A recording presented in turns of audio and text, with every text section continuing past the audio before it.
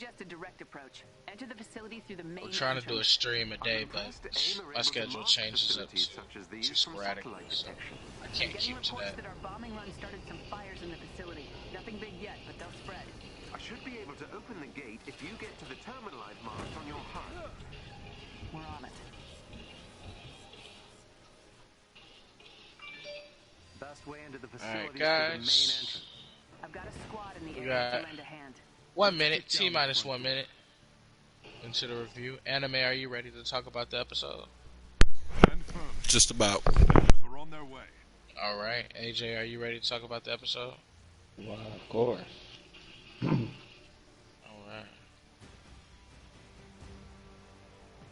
All right, bring it on.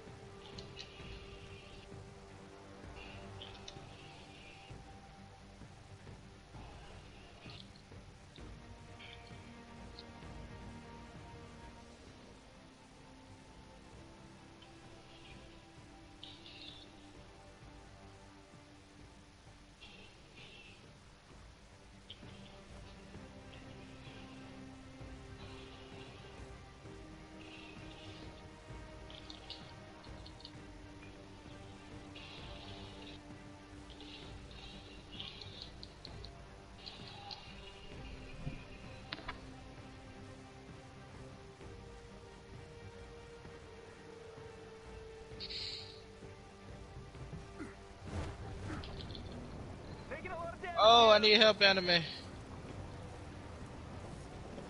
He's following. Yo, I'm pulling up right now, yo. My bad. I had to finish the tacos. Nah, I feel you. Alright, guys, we're at that point where it's time to start talking about the episode. What it is, what it do, crew. It's your boy Cam Sinclair, aka I Sing I Game, and this is the part where we start talking about the review for Falcon and Winter Soldier Episode 4. So, we're going to start with the beginning of the episode. The beginning of the episode gave us a brief review of what happened in the previous episode, which was Carly pretty much destroying the GRC, I believe that's what they called it. I can't remember the name of the organization offhand. Pretty much she destroys the organization that is pretty much behind the rebranding of Captain America, and is also behind putting the borders back into place for the government and setting everything back into the place of where it was before the blip. Now, if you don't know what Carly's ambition is, her ambition is based off of the fact that during the time of the snap, Thanos was right. There was peace on Earth. There wasn't necessarily a need for borders. Everybody was working together in the sense of putting things together for the world. What happened when the blip brought everybody back was that everybody went back to the way things were, which messed things up for a lot of people who were accustomed to the peace. It brought war back to places that were free from war. And then we had the issue of, just saying this being a driving force of, what we were dealing with in the world. Carly is setting out as a freedom fighter, but is going in the media, being made to look in the media as a terrorist, which she is not. I don't believe she is. And the beginning of this episode pretty much just gives us a cap of what she just has to do. And it seems radical until you just understand where she comes from. And I feel like this episode gives us more of where she comes from, or what's her understanding going into certain situations regarding how she's carrying the Flag Smashers. Also, with this episode, we get a look at Wakanda's connection to Bucky, a little bit deeper in what it meant to be the White Wolf, what it meant for them to, take away his programming, and what that was like for him. It was jarring for him. It was emotional for him. We see him cry and struggle as the programming is ripped from him, and he's saying, and she says the leader of the Dora Milaje says he's free. So we realized that when he went to Wakanda, not only did they give him a new arm, but they freed him of his programming, which led to the new attitude, the new carrying of the attitude for Winter Soldier. Now, jump into where they left off in the last episode. The Dora Milaje are looking for Zemo, obviously, because he killed, was behind the murder of King T'Chaka, the father of King T'Challa, who was the king prior to T'Challa taking the reins. Now, the thing that hurt the most was the fact that Bucky is helping Zemo, knowing that he murdered their leader, and just what that means to the Dora Milaje. We see that they have a personal stake in this for Wakanda, and what that means to Wakandans for somebody who, they got behind, that they saved essentially to be part of freeing the individual who was responsible for taking away their sovereignty. And so we see how that plays a part in Wakanda's connection in the story. Another thing that we see at the beginning of the episode is that there's a plan. We need to catch up with Carly because, according to Falcon, is their belief that she's not, as evil as people making it seem, and because of his previous experience in working with soldiers, especially in times where, they're recovering from being out in the place of war. He's helped them with therapy, and we've seen this before in the previous Marvel movies and the MCU movies. Representation of Falcon, when he meets Steve, is that he's helping soldiers through their trauma and their PTSD, and so he believes that the same principle he can do that with Carly, and it's what he sets out to do. What we also see is that the ego of the new Captain America is steadily growing, and with that, we're seeing different sides of him. It's bringing out a nastier side of him, a more sinister side of Captain America. And we believed, and we said this anime, and I speculated that he was just going to continue to get evil and more evil. What happens? What's the first thing we should cover, AJ, if we're going to talk about the timeline? Are we going to be talking to? Should we start with the first encounter of Falcon and Carly, or should we talk about what you felt about Zemo getting the information? Start with how Zemo got the information. All right, so there's a part in the mission where they're trying to figure out exactly where Carly's going to be. Of course, in the previous episode, the one thing that we did mention is the fact that somebody close to not only Carly but the organization had passed away.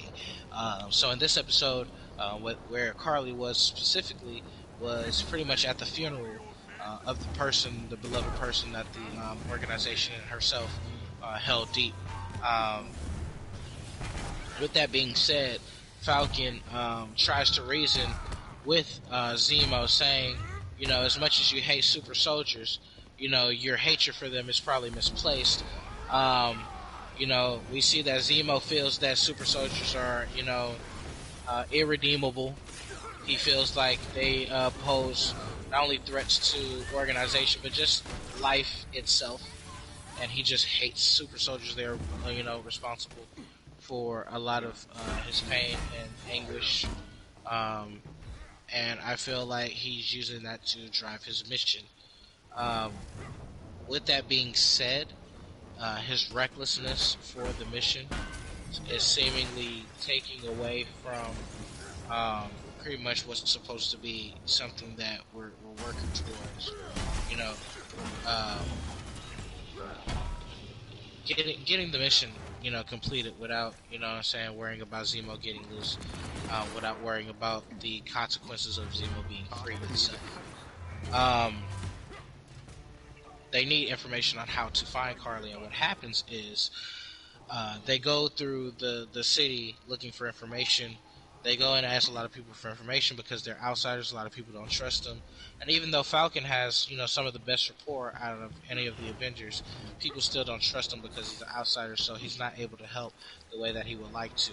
Another moment that we see in this is that Zemo ends up talking with one of the kids, after giving them Turkish delights. And if you don't know what Turkish delights are, those are, yes, the same treats that you see in the Witch Wardrobe. They are little delights that are supposedly addictive to children. Anyway, he gives the kids a whole bunch of candy and gets information from the kids regarding the location of the leader of the Flag Smashers, which is where she was going to be at the funeral. And the kids knew exactly where the funeral was. But in getting that information, he also does something that is very interesting, but I don't think is actually interesting at all, which is more so the fact that he tells the kids that Winter Soldier and Falcon are a bunch of evil people, and to stay away from them. And that, you know, the information will be their secret. It's also crazy that he did that because he also gets the girl to show them exactly where Carly is, and he brings everybody that he said was a danger that she shouldn't worry about with him, but whatever. You know, I saw that he paid her with money, so I guess that's the reason why she kind of dropped it and let it go. Didn't, you know what I'm saying, trip so much, whatever the case may be. However, with that being said, they get the information needed. You know, Falcon reaches back out to Mockingbird, aka Peggy's niece, Miss Sharon. And after reaching out to Sharon, pretty much tries to, you know, say, hey, we need a backup plan just in case Zemo betrays us, because he's been doing some kind of shady stuff recently. We also ran into the Dora Milaje, who was looking for him, and according to Bucky, after he met with him, they only gave him, I believe, 8 hours. Y'all got 8 hours with this dude, and after that, we're coming to get him. And so, after they find him, Falcon says, hey, you know, I want to talk to her. By this time, Captain America has found them, as he always does, and tries to run things, and is just a douche. You know, he's just doing completely too much to be calling himself Captain America, and he's letting that ego get the best of himself. He doesn't know how to play part two in a world where he's not accustomed to being, you know what I'm saying, the center of attention, the leader. In this case, he believes that Captain America should be the person that everybody listens to, but nobody still respects him. And the person who understands that more than anybody is his sidekick. I feel like Battlestar has a better understanding of the fact that nobody respects him, so he tries to help him navigate that. And instead of leaning on his friend, he kind of, you know, handles him in a way that kind of just makes me very uncomfortable. We got company, you guys. Furthermore, you know, they told Cap, hey, sit back, let Falcon handle this, because Falcon has more experience with this. And the plan was solid. Falcon went in to execute said plan, starts talking to Carly, and they realize that not only do they have a lot in common, but he can actually sympathize with where she's coming from. He actually even says, hey, you know what I'm saying, I understand why you're doing it. I just don't like the way you're going about it, you know. At the end of the day, you know, you're saying you're killing people, and you don't have to. And in the moment where it seems like he's just about to break through to her, Cap, the new Cap, has convinced Bucky and them to rush in, setting her off and making them believe that Sam tried to betray her. And in that moment, she sets out to attack, and we see that there's a fighting and a chase scene. In this chase scene, it was very interesting to me, and the reason why I say it was very interesting to me was because we see in another moment that Zemo has a real way of navigating certain situations in which he can get away with stuff and get away from everybody, and it's kind of nerve-wracking when you really think about it, because the show is really revolving around Zemo when you really look at it, you know, and how he's going about things. But I like the fact that he's kind of like the center of the conflict, because there's multiple conflicts, but he seems to be like the person that it's centered behind. You know, Wakanda's looking for him. He also seems to be the person who's trying to get rid of the super soldier, you know, anything tied to it. And in doing so, he's being reckless and putting the mission, you know what I'm saying, in a problematic position. But anyway, you know what I'm saying, so we see it to the point where Cap messes up the mission. And after he messes up the mission, you know, it's just it puts him in a position where it's like, okay, dude, like, you're just doing too much. we can't trust you to do what you need to do. We don't respect you. At this point, you need to just, give it the program or keep it moving. He doesn't really like that. The Dora Milaje come for Zemo like they said they would. And what happens? Yo, Anime, I want you to tell it from your perspective. What happens when the Dora Milaje show up and Cap tries to introduce himself? Are you there, Anime? Can I do it? Can we do it? Go ahead, AJ. Go ahead. I'm kind of caught up on some stuff. Go ahead. Okay, go ahead. They basically told him, we don't give a fuck who you are. Your name ain't Steve, so you don't mean shit to us. You have to get the fuck out of my face before I fuck you up. Essentially, but they did it in a more unique way. What he said was, hey, I'm Captain America. They was like, alright, so we don't care. And what he tries to do is he tries to, hey, y'all don't even have jurisdiction here, y'all are Wakanda, They said they have jurisdiction wherever they go, Not only was that moment right there so epic, but let me tell you where it got, even, he puts his hands on them like a dummy, just so disrespectful. Before that, hold on. Entitled. Hold on, before we get to that.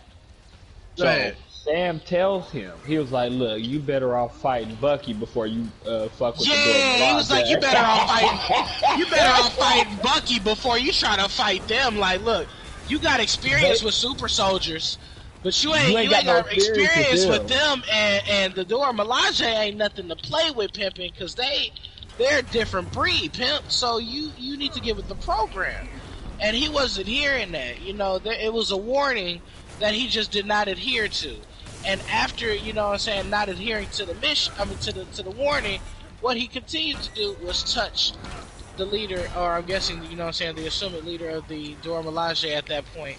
And what happened when he did that was she snapped. She let him know that, they're not there to play that the Dora Milaje are a real breed, and you're gonna respect the real breed, because if you don't respect the real breed gonna handle you. That's exactly what they did. and that's just what it came down to. The real breed handled him like they said they would. And so what we learned from that is the true power of the Dora Milaje. Like, they're not to be trifled with. We realized that they are actually more dangerous than they're more dangerous than super soldiers even. And what gave us that feeling was when, Cap has had experience in battling the super soldiers, Falcon has experience in battling the super soldier, Winter Soldier is indeed a super soldier and has experience fighting super soldiers. And the comparison that was made for the new Captain America was, after he got his butt handed to him by the Dora Milaje, he simply said, and they weren't even super soldiers. It's like they toyed with him. There was a moment in time where they even grabbed the shield, and she said, give the shield back to him. You know what? Don't even worry about it. We're not going to take it right now. It's as if like they have claimed to. And which claim they do, because technically it is a vibranium weapon, so they would have, rights to it. It was just like the way that she said it was just like, yeah, like, don't forget, like, this is us right here. You know what I'm saying? This is without the Black Panther. This is without the Black Panther. You know what I'm saying? And it was just like showing that power was still there without the presence of the Black Panther.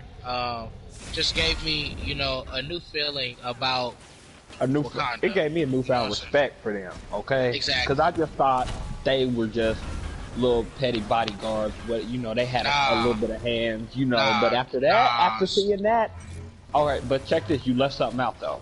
So, we're gonna take it back real quick. So, when Sam was talking to Carly and Cap, and Battlestar and Bucky came running in, they were all, after they confronted the whole chase scene, Zemo got free of his handcuffs. Oh yeah, and got away. But then came back when Carly came through that same way they were in. He got to shooting at Carly. She drops the serum. And he crushes 5 out of the 6 vials. Yes, so Zemo crushes almost all of the vials, and who comes in and stops him? Good old Captain America. And of course, after he stops him from smashing the vials that we saw, he ends up scanning the room and finding a vial and pocketing a vial before everybody can get to the room. And when everybody gets to the room, what happens? He doesn't tell anybody about the vial. He tells everybody that, everything was smashed, and they go about their lives, and the conversations then begin. Zemo, Winter Soldier, and Falcon are in one room, and it comes back up the conversation of super soldiers, and Zemo asks Falcon straight up, would you take the super soldier serum? And without hesitation, Falcon said no. He said, I don't feel like I need it. I don't feel like it would be something for me. The conversation happens between Cap and his sidekick Battlestar, aka Lamar Hoskins, if I'm not mistaken, and pretty much the same conversation comes up, in which we also find out something very interesting about this Cap. We already know that he's crazy. We already realized that he's kind of a bad apple, guys. But not only that, we realize that he also has a dark past. And what do we know about the Super Soldier Serum? We know with Red Skull, with Captain America, that their personalities were different. We realized the same thing that Erskine said in the first Captain America when he made the Super Soldier Serum, was the fact that the Super Soldier Serum enhanced what was already a part of that person. So if that person was a jackass of sorts, they were going to be a bigger jackass. It was just going to be an enhanced jackass. And what happened? Well, we have a jackass for Captain America, and he has access to a Super Soldier Serum that can make him and turn him over the edge. Guess what, people? It happened. All in one episode. I didn't think it was going to happen in this episode, but it happened. All in one episode. But a big reason why... I will get into it. We'll get into it. Because you got to build up to that part. You're right. So, fast forward. We realize he has the cover. We're having phone a conversation. We're having a conversation. No, we're not talking about the phone call yet. We have to finish the conversation with Hoskins when you're talking about the Super Soldier Serum. And we realize that after he gives a lady an autograph, he starts talking about a dark time. He's like, you know what I'm saying?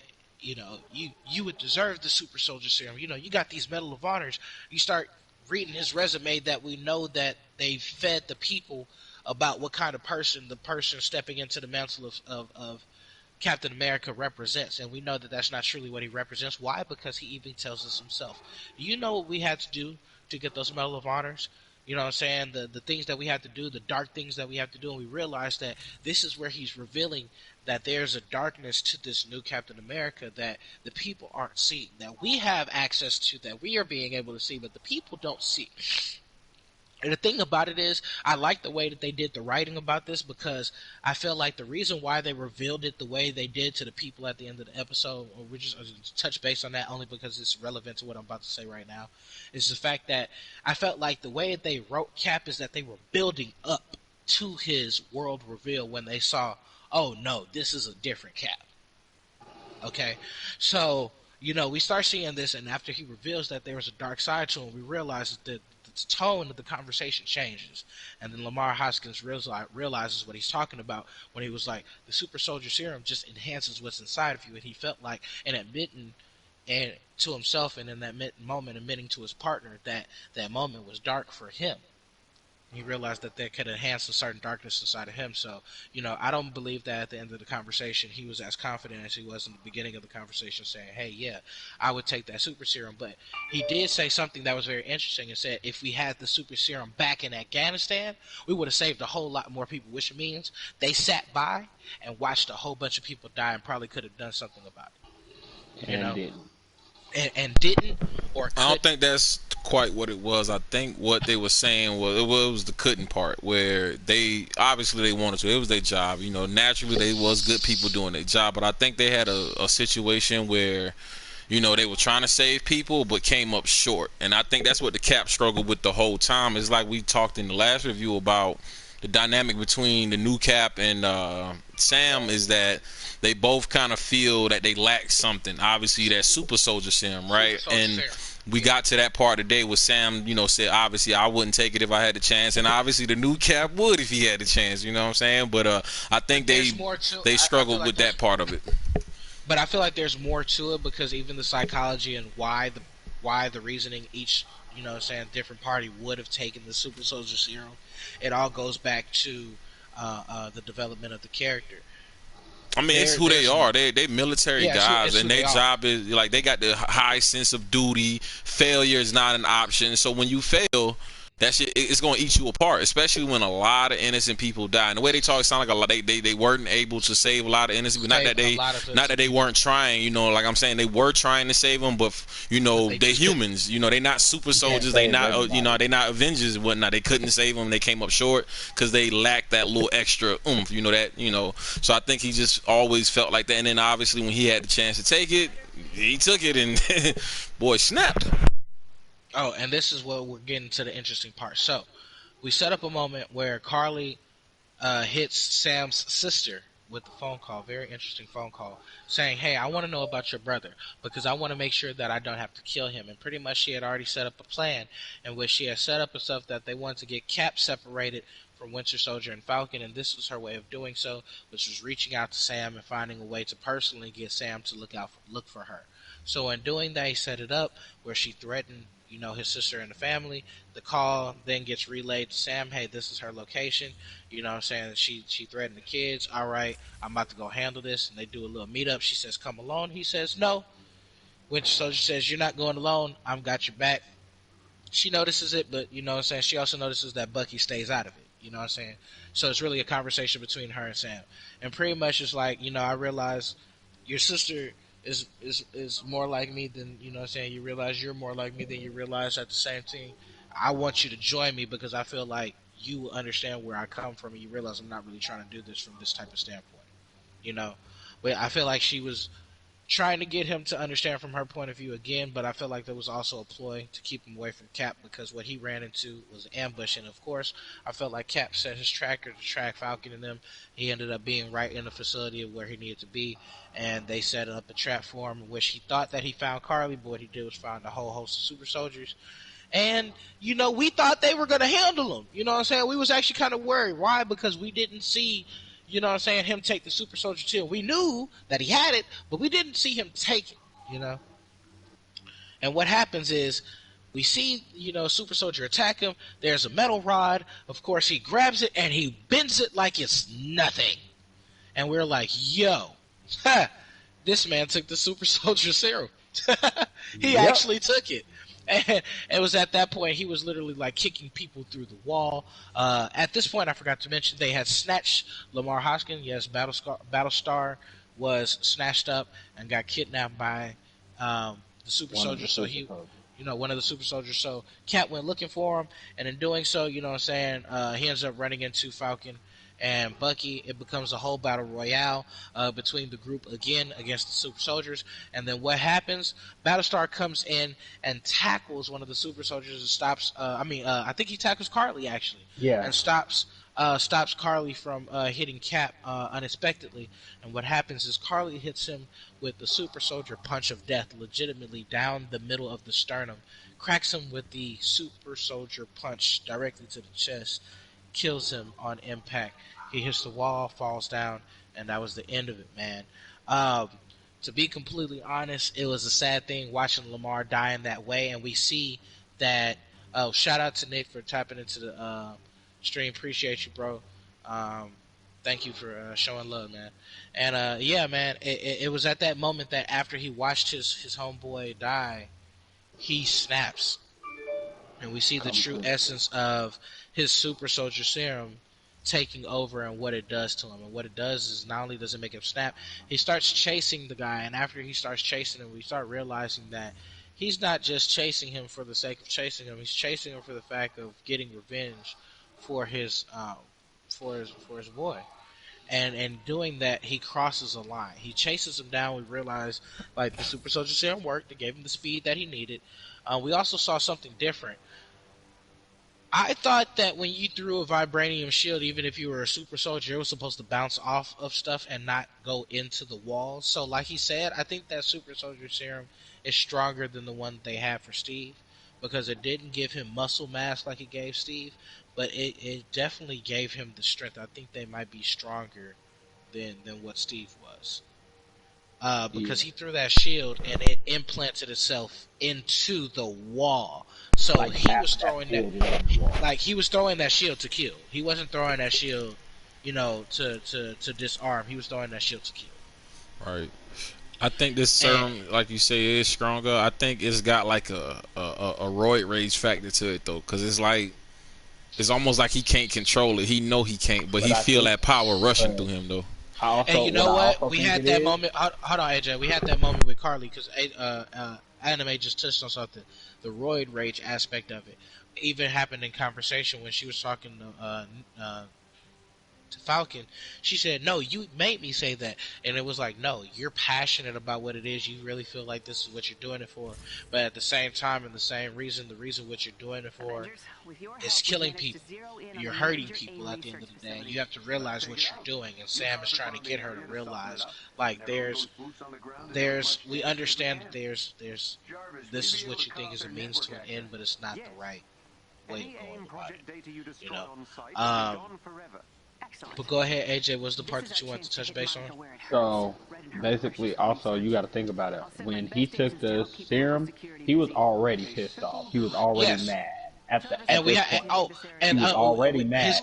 His ego and his pride was bruised.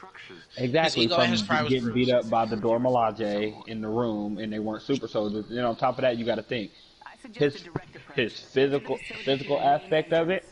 He wasn't as small as Steve was when Steve took the serum either. You see how small Steve was when he took the serum. So when he took it, he was already, bulky, he was already swole. He was already strong, period. Yeah, he was already strong. So I feel like that's one of the reasons the serum made him even stronger than Cap. Than where Cap was originally. Yes, of course. Exactly. And then another thing that we have to also take into account was after the chase down. You saw him like realize his strength. He wasn't throwing to kill him. He was throwing to slow him down, disarm him. He starts throwing the shield at old boy to slow him down. And after he catches up with him, what does he do? Beats him into the ground. And then takes the shield and does the one thing that we've seen Cap do to the enemy, but we've never seen him do to a human who didn't deserve it. That wasn't the way to do it. Cap stands for truth and justice, and the way that he handled that situation had nothing to do with justice. It had nothing to do with anything. It had everything to do with revenge and the evilness that was inside his heart. And what happened was he ended up killing the individual super soldier with the shield. And not only did he kill him with the shield, but then he picks up the shield with pride as we see the blood dripping from it, as everybody is sitting there recording him. And I'm going to say it like Jeremy John said it, because Jeremy John said it best. He is going to need the PR of Homelander from the boys to get America and everybody back on his side after the world just saw him murder somebody in cold blood with the very weapon that was given to him, the legacy that was behind that shield, and the way that it was wielded, and the way that he used it, and he chose to murder someone in cold blood. That's going to stick in everybody's head. Look, especially in this day and age of social media, you see everybody had their phones, man. Everybody snapping. Everybody had their phone. That's and then live Carly feeds was sitting right next to a person who was recording. And you're like, he's looking around, scanning the crowd. How do you not see her? And you know what she's looking like? He's blinded by rage. He didn't even care what anybody else thought of him at that moment. At that moment, you realize that we lost whatever was left or supposed to be there of quote unquote Cap. You know what I'm saying? There was nothing there. He had nothing left. And I mean, a lot of that rage at the end came from him watching Lamar get the super soldier punch of death. Challenge accepted. That super soldier punch of death ain't no joke. Hell no, they ain't. But I appreciate you guys for checking into the stream. Give me a shout out, a share, a holla if you liked what you liked, like what you heard. Drop in comments if you have any speculations about the next episode. We are actually about to give you guys our speculations in the next episode, because I believe our previous speculations was about Wakanda's involvement, where they're going to be probably the people who are going to be behind the new synthesization, however you say that word, of the super soldier serum, but we realized all the super soldier serum is gone. The last vial was taken by the new cap. And with that being said, there's no way of getting the super soldier serum unless you capture one of the flag smashers, unless you use or sacrifice Bucky and use him as the host, gaining the information and whatever you need to synthesize it. And if they would even do that, and I doubt that would even become a thing. I doubt that Sam, like he said, he wouldn't even take the super soldier serum if he had a chance. So I don't think that he's gonna get it like we speculated. I knew something told me the new Cap was gonna get access to it. I just didn't want him to. I knew he was I don't think any of us wanted that to happen. Nah, of course not. Because we knew what that meant. You know what I'm saying? And it meant exactly what we saw is change. One thing that we didn't mention about the Dora Milaje fight. Yes. Did y'all see how they disarmed this man? Took They took this man's arm. They hit him with the Vulcan death grip. They hit him with the Vulcan. They hit him with the 8 trigram. Hey, the 8 128 palms on his ass. The Hugo clan on his ass. And took his arm with ease. But that's not the worst part. Did you see this motherfucker face when his arm fell off? He was like, what the fuck? He was like, bitch, did you just take my arm? It was just like, wow.